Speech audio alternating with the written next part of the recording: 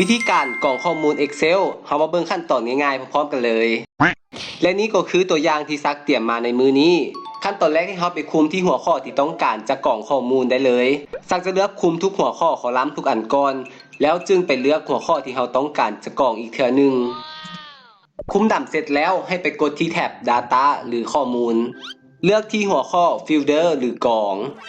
เมื่อเรากด Folder คอลัมน์ที่เราคุมไว้มันก็จะกลายเป็นหัวตารางในการกรองข้อมูลด้านลุ่มเวลาที่เราอยากเบิ่งข้อมูลเฉพาะของหัวข้อใดหัวข้อหนึ่งก็ให้กดไปที่ไอคอนบนนี้เลย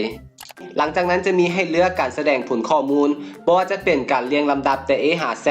หรือว่าการเรียง Z หา A การเรียงลำดับตามสีหรือว่าจะเลือกกล่องข้อความด้านลุ่มก็สามารถเฮ็ดได้เช่นถ้าเราอยากให้เอกสาร Excel ของเราแสดงเฉพาะสถานะคนโสดก็ให้มากด Select All ทั้งหมดออกจากนั้นกดเลือกโสดและกดโอเค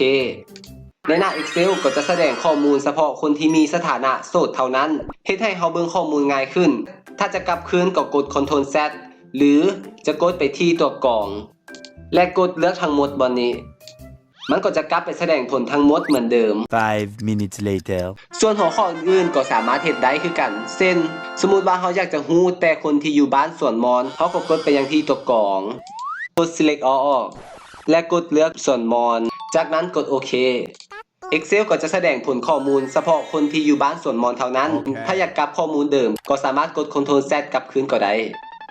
later อีกจากตัวอย่างหนึ่งในส่วนของหัวข้อเพจถ้าเรากดไปที่ตัวกรองแล้วอยากเบิ่งข้อมูลเพียงเพจเดียวหรือว่าข้อมูลเพจที่เราต้องการจะเบิ่งกดเลือกทั้งหมดออกและเลือกเฉพาะการแสดงผลของเพจซ้ายแล้วกดโอเค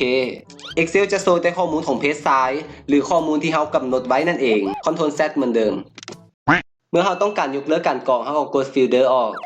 วิธีการกรองข้อมูลก็บ่ยากเลยเพื่อนๆสามารถนำเอาวิธีนี้ไปสร้างตัวกรองเพื่อเบิ่งข้อมูลหรือว่าจะปิ้นข้อมูลเฉพาะตัวกรองที่เราได้เลือกไว้ก็สามารถเฮ็ดได้หวังว่าคลิปนี้จะเป็นประโยชน์ให้กับเพื่อนๆเด้อแล้วพบกันใหม่คลิปหน้า